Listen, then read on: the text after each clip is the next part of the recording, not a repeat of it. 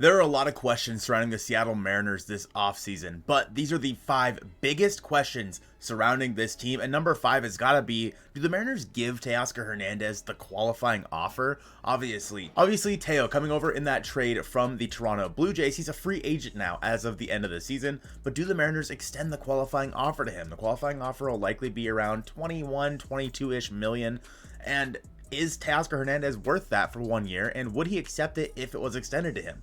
Looking at Teoscar Hernandez, he does fill a hole on this team in the outfield, and rumor has it he was a good clubhouse fit.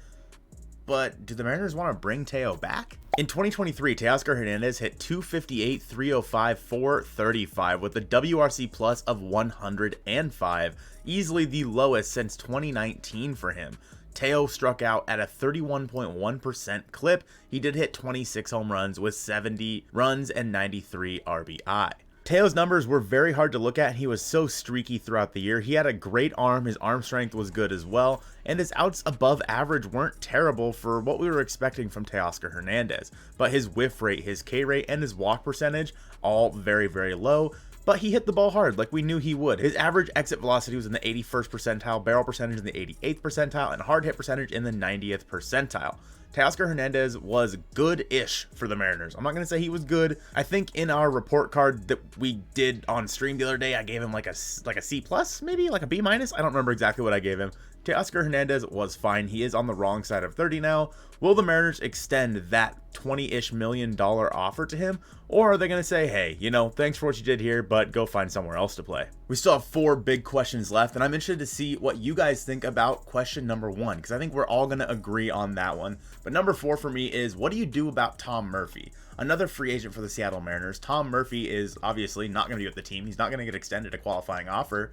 Do the Mariners try and bring back Tom Murphy? We all know about his injury history, but we also know how good of a hitter he has been with the Seattle Mariners, and easily one of the best backups in all of baseball in terms of the catching position. Looking at Tom Murphy's numbers, he played in 47 games. He had 8 home runs with 19 runs and 17 RBI. He struck out at a 27.7% clip, but his average 290, a 335 OVP, and a 538 slugging was good for a 140 WRC plus, which is very, very good for a backup catcher. He had a 168 in 2022, but truly it is his lack of games played. Never in his career has Tom Murphy ever played over 100 games. The most that he has played was 97 in 2021. Murph didn't qualify for a lot of things here on Baseball Savant, but as you can see, he did have like these little like bars saying, hey, Tom Murphy was fine for the Seattle Mariners. A good backup for Cal Raleigh. The hard part is you just cannot throw Luis Torrens or Brian O'Keefe out there as the backup again. I'm not sure what kind of deal it would take for Tom Murphy to come back. I'd be willing to give him like a 2-year, I don't know, $8 million a year, maybe, deal. I think that he could be a starting catcher for a lot of ball clubs, but I think that his value really is as a backup catcher for Cal Raleigh. Whether or not he wants to return and be a backup catcher for the Mariners, I just really don't know. There are other guys out there like, I don't know, Mike Zunino. Ugh. He's out there if you want to try to, sign a backup catcher. But really, I think that Tom Murphy should be target number 1 when it comes to the backup spot behind Cal Raleigh, because we already know he knows the pitching staff and he's very good with these guys. Good clubhouse rapport, and honestly, I just really like Tom Murphy. Number 3 is, what the heck do you do with Tai France? We all know how bad Tai was this year, running a WRC plus right around league average, only hitting 12 home runs. Tai France was just kind of abysmal at the plate this year. And the question remains is he the first baseman of the future? He hurt you on the base paths. He obviously is like a decent defender in my opinion, but at the plate, he was a shell of his former self. We saw him go to the All-Star game in 2022. What the heck happened to Tai France in 2023? Your guess is as good as mine. With guys like Rhys Hoskins out there, the possibility of trading for someone like Pete Alonso and other options as well at first base, Tai France may not be the guy there next year. What do the Mariners decide to do with Tai France over the next few months? Now, we're going to have a video breaking down, should the Mariners keep Tai France? Should they go out and add someone else? We'll have that later on in the offseason, so I'm not going to go too far into their options right now, but Tai France's numbers were not good.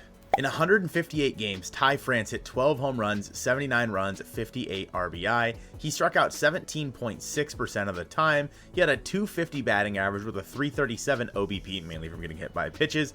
he had a 366 slugging. That is abysmal, with a WRC plus of 104. In his defense, throughout the years that he's been with the Mariners, he had a 125, 129, and 133 WRC plus. So I personally am willing to bet this is more of an anomaly year for Tai France than the new norm for him.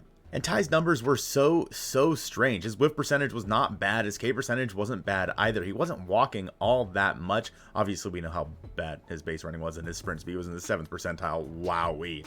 But his expected batting average was in the 71st percentile, and his sweet spot percentage was in the 76th percentile, but somehow his hard hit percentage was relatively low. Tai France really is an anomaly for me in 2023. And the question is, obviously, we heard that JP Crawford is taking Tai France to driveline. Joe made a video about that. It's in the card above if you want to take a look at that.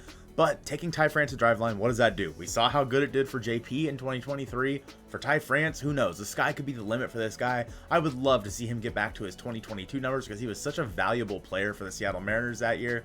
I would love for Tai France, a good clubhouse guy as well, in my opinion, to at least show some semblance of what he was in the past couple of years, because 2023 left me with more questions than it did answers. Number 2, do the Seattle Mariners trade from their starting pitching depth for a bat? The thumbnail talks about trading Bryce Miller, but Brian Wu, Emerson Hancock, etc., they're definitely all possibilities here. I am assuming that George Kirby and Logan Gilbert stay. I don't know why you would want to trade them. I think Logan more likely would be traded than George, but I don't want to trade either of those guys. But trading a Bryce Miller or a Brian Wu for a bat. Obviously, we've talked a lot about trading for the Cardinals. I'm not going to get too deep into like options right now, but it makes a lot of sense because the Mariners could trade one of these young, controllable starting pitchers to a team that, you know, maybe, hey, we're not going to go out and spend a whole lot of money on a starting pitcher, so let's get someone cheap, like one of these couple of guys. And then the Mariners supplement that by going out and signing Blake Snell or Aaron Nola or somebody that is on the free agent market this offseason. It makes a lot of sense because you can get a lot back in a trade for Bryce Miller or Brian Wu. Again, we've talked about the Cardinals, you know, the Nolan Gormans, Lars Nootbaar, I don't know, Tyler O'Neill, Jordan Walker, blah, blah, blah, Brendan Donovan. If the Mariners really want to go out and get a star second baseman, you're probably going to need to trade one of these guys this offseason because that guy doesn't exist on the free agent market this year. Do I want to see Bryce Miller or Brian Wu go? Absolutely not. I love the both of them. I think they are very good for this future rotation, but it would make a lot of sense to trade one of them and then go out and sign a starting pitcher this offseason, especially with Robbie Ray coming back mid-season. The possibility that Marco could be in this rotation if you want him to, but again, who knows with injuries, what all is going to happen. I don't know. It's a very tough question, and I still don't know the answer. I don't think any of us know the answer, really, to what the Mariners are going to do because there are so many different avenues they could take, but getting a second baseman or a middle infielder, for that matter, is a very important thing this offseason, and the best way to do that might just be trading one of these guys. Of course, you're also going to need probably some bullpen help as well as a corner outfielder this offseason. So, again, I don't know the answer. Do you go out and get Jordan Walker, who can play the outfield, and probably put him at second base? And I don't know.